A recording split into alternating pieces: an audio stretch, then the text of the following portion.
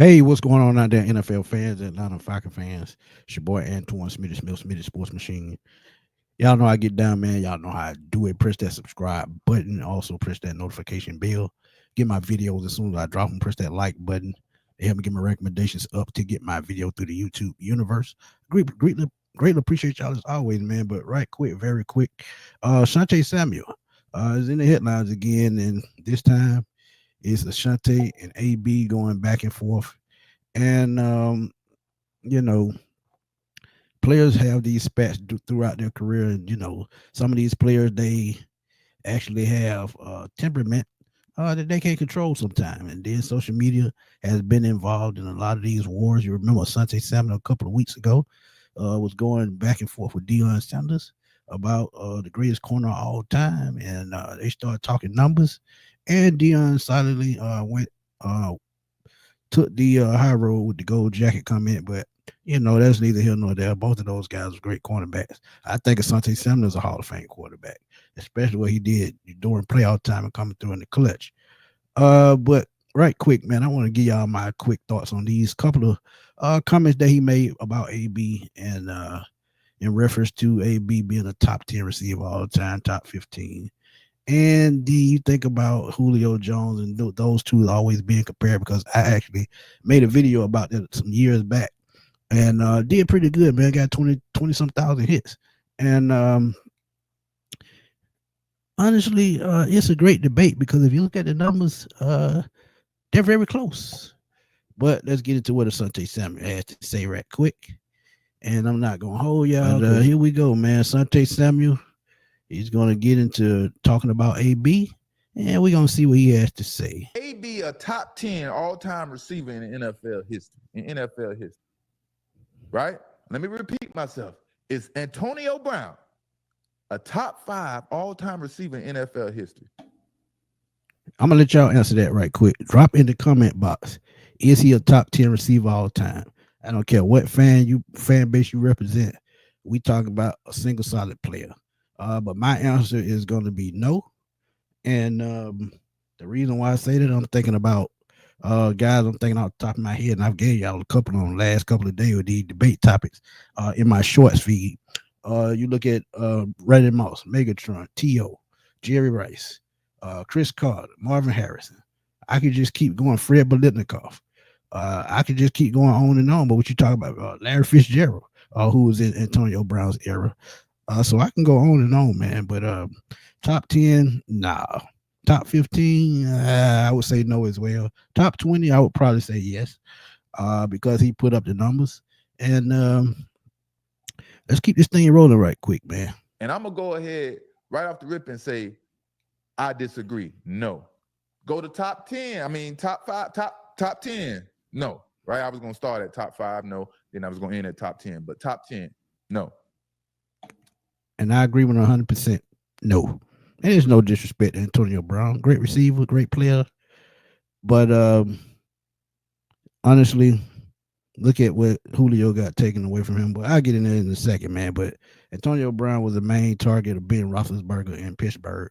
And he was the number one receiver. And he had other receivers around him. But I think Ben Roethlisberger and Antonio Brown were one of those special connections that the NFL kind of missed. But yeah, I agree. I'd say no as well. We're going to debate and talk about it. And my thing is, I think people nominate their favorite players, or maybe the ones, or maybe the players who they determine are the most athletic when they start these conversations or these debates surrounding greatness. That's a damn good point. If you think about what he's saying, a lot of people, media included, is all about hype. It's all about fan favorites.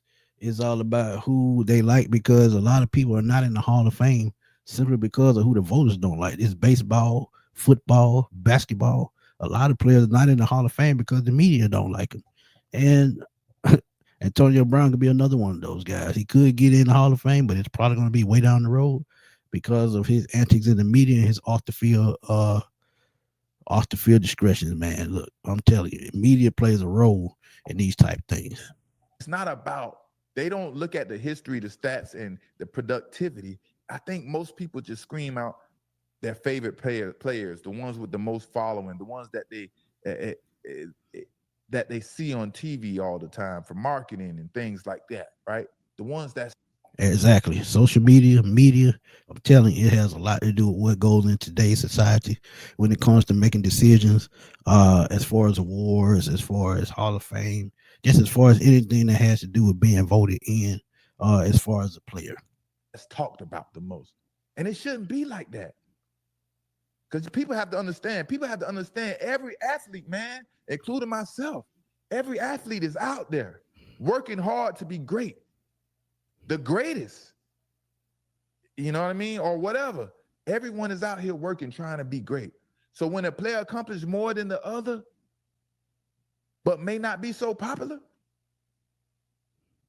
don't just give the credit to the most popular person. Absolutely true. And this is a great example of these days when you talk about guys, um, popularity votes. Zach Thomas, perfect example. Atlanta Falcons linebacker Jesse Tucker has better numbers than Zach Thomas, but because Jesse Tucker played on bad teams, he gets penalized for that. You talk about Tommy Nobis, the first ever Falcon draft pick, 328 tackles in his rookie season. Um, he's not talked about enough. So at the end of the day, a lot of this voting these days is popularity. Because honestly, how many people or is the Hall of Fame going to hold? How many people are actually going to distinguish themselves from the rest of the crowd? Like a Jerry Rice, like a Randy Moss, like a Calvin Johnson, Julio Jones, Larry Fitzgerald. We talking about wide receivers, Reggie White, Lawrence Taylor. How many of those high impact players are there really generational type? Now those are generational type players. How many of those players are actually um in the Hall of Fame and not just favoritism voting? Warren Moon, one of the best quarterbacks ever. Look how long it took him to get into the Hall of Fame. And he played in the CFL and the NFL and put up record numbers in both leagues. 5 Grey Cups in the CFL. One of the best passers in the NFL history. And look, popularity just goes a long way in today's society. And honestly, it's not fair to a lot of people that should be in the Hall. That's not. Claude Humphrey is another one. Had to wait 30 years to get in the Hall. One of the best pass rushers of that era. Just think about that. And my buddy John Abraham, he's another one. 133 sacks, top 15 all time. Still no consideration for the Hall. That is so freaking unfair. And I had no clue about this, right? And if y'all bear with me, if y'all seen this one before, man, I didn't have my mic right the last time I did this. So we coming back at it. We getting back at it strong, bigger and better than ever. I had no clue about this. AB versus Julio Jones. And then I started to do some research. Like I said, when people say someone is great, you have to do your research. Facts. And let me say, I was shocked to see how these two players compare to each other and other greats at their wide receiver position. Antonio Brown. Look at these numbers, man. Just compare them. Yeah, we talk about Julio's touchdowns. But you look at these numbers, they're deceptive in a way because Julio had to share the field at times with Roddy White, Tony Gonzalez. They ran the ball with Michael Turner. He just had more weapons around him, and he still put up numbers. And remember, I think it was 2015, I'm not mistaken. Both of these guys had the same amount of catches. Julio had a tad bit more yards, but both of these guys almost went for 2,000 yards in one season. Then you look at the receptions. Tonio has the edge. Receiving yards goes to Julio. He has a high average. I think his average is 15 yards a catch, if I'm not mistaken, with the Falcons or close to it. And you got to remember that 87.9 for Julio is like 82 now. So this was probably stats from a couple of years ago. But at one point, Julio was averaging 95 yards a game, receiving yards. That was first all time, more than Jerry Rice, Randy Moss, and those guys that I named earlier. Then you look at touchdowns. I think if Julio has to be the dead number one target without a Roddy White, without a Tony Gonzalez interfering with that. But Tony Gonzalez when he first came along, so he only played 1 year with Tony. But I'm still saying Julio had 10 receiving touchdowns his second season in the league. Never again did he go over 10 or reach 10 touchdowns. So just think about that. If he reaches 10 touchdowns, probably about 5 or 6 more times, this number is probably ballooned all the way up to where AB is, or probably past AB. So 5-time All Pro. Yeah, Super Bowl champion goes to Antonio Brown. Should have been Julio Jones with one, but that's a story for another day. But yeah, story numbers don't always tell the story, because I'm telling you, AB was a damn good receiver, but Julio Jones was just damn near unstoppable. 2 games, 3 games over 250 yards, one for 300 yards, and no one could guard him. The only person that I seen even thought about guarding Julio was Jalen Ramsey. Anybody other than that, they couldn't guard Julio. Let's keep it real. Brown and Julio Jones, if you can see on the screen right there, right? And don't y'all say y'all knew this either, unless you follow me on Twitter and you've been riding out with me on Twitter. And you understand that I'm bringing things to your attention that you might not have realized. Oh, I We know. got Antonio Brown and Julio Jones. Julio Jones is one of those freak of nature athletes, right? Facts. He's one of those freak of nature type athletes, very fast, big, and strong. I mean, he can jump out the gym. He can run a 4.3. And the crazy thing is, he's not lying, because all he's saying is what I've been saying the whole time. When you have somebody like a freak of nature like a Julio Jones, all you got to do is throw the football up there. And he let that be known a couple of times. You saw that catch over Luke Kuechly, where he made. He was just one of those guys, just like a Megatron, just like a Randy Moss. You just give them the football and they just do their thing like on the playground. I mean, he could stop on a dime. He can do all those things, right? All the things that a great athlete can do, and still at 6'3", 200 and plus pounds. I played against Julio. I played against him, and also, was on the same team as Julio. So I played against him when he was at the Right. Falcons, and I was at the Eagles, and I Practice played him every day, in so he practice know. with him So he know. when I became a Falcon. Yeah. You right? And people say stats don't matter. That's the biggest misconception in football, the history of football, because there isn't a way to evaluate how great a player is without looking at Yes, stats. Yep. That's just Absolutely. fact. Now, who Absolutely. do you believe had a better career? Antonio Brown or Julio Jones? Like I said, y'all drop those comments and let me know what y'all think. Who was the top dog between these two? Who was the better receiver? I'm saying Julio Jones, and not because I'm a Falcon fan, because I seen actually what he could do. I seen him, destroy teams. And I feel like if he got in the end zone probably 15 more times and got up to 80 touchdowns, he'd probably be a first ballot Hall of Famer, because actually he has more receiving touchdowns than Michael Irvin right now, I think, if I'm not mistaken. But y'all check that and let me know. But I think Julio has more touchdown catches than Michael Irvin, who career ended short because of a neck injury. But he was a 3-time Super Bowl champion. So his rings actually not help, but assured him as to get into the Hall of Fame. But he was still one of the top receivers in the 90s. Antonio Brown has 17 million followers, so he has a bigger liking. You understand? And let's check And this that's out. for his Let's check this antics. out. Moving right along. Y'all can see this. Let me blow it up for y'all. Y'all can see this, man. This is the NFL all-time receiving list for Rob. Look at the yards, man. Look at DeAndre Hopkins. I didn't even know he was damn near top 20. Yeah, man. Look at this list. Jerry Rice, Larry Fitzgerald. Larry Fitzgerald was a beast. He should be automatically a first ballot next year. I don't care. I don't care who's in there, who's not in. But you look at Terrell Owens, Randy Moss, Isaac Bruce, Tony Gonzalez, who's a tight end, Tim Brown, Steve Smith, who was a very underrated receiver. And honestly, I wouldn't even put AB ahead of Steve Smith, because Steve Smith was just nasty with it, man. So Julio Jones is 16th, and I think Antonio Brown is a little bit up under that. So look, all these people ahead of Antonio Brown. Just think about it. And there's no hate to Antonio. He was a hell of a receiver, but he's 26. Julio is 10 spots ahead of him. So look, like I said, he averaged 95 yards a game. Julio did at one point while being an Atlanta Falcon, which was tops all time.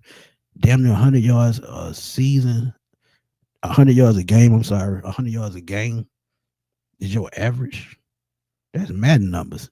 And then you talk about season wise. I think Julio Jones had 5 or 6 seasons where he averaged 100 yards a game for the entire season. Just think about that. That's tough to do. It was in tight ends in the NFL. And you could see Larry Fitzgerald. Larry Fitzgerald is at number two all time in receiving yards, and he is guaranteed to be a first ballot Hall of Famer. Facts. Ain't no doubt about that. Facts. Yes. Larry Fitzgerald, man, he put in a lot of work, has a lot of productivity, and man, yeah, nothing too much anyone could say. Yeah, and that's facts. And if you look at Larry Fitzgerald, Andre Johnson, two of the top receivers of their era, both of those guys played on teams where they were the number one receiver, and they really had nothing else to work with. Larry Fitzgerald played with terrible quarterbacks. So did Andre Johnson. The only quarterback that I think Larry Fitzgerald played with that was worth you know what, was Kurt Warner, Andre Brown, Matt Schaub. So just think about it, man. Some of these, when you have greatness inside of you, I don't care who you play with, I don't care who you play for, what's around you, you find a way to make it happen. Those two guys found a way to make it happen. If those guys had the weapon that AB and Julio had, those guys would have been up there with Jerry Rice. Well, Larry Fitzgerald was up there with Jerry Rice. But imagine he had a Kurt Warner his whole career. We wouldn't. Jerry Rice would probably be second on the list. I think he would have got that 22,000 yards. Larry Fitzgerald was just that type of guy. But he was selfless, and the rest is history. Fitzgerald. Then you got Julio Jones. Check out Julio Jones. The surprise of the day. Julio Jones is number 16th all-time receiving yards.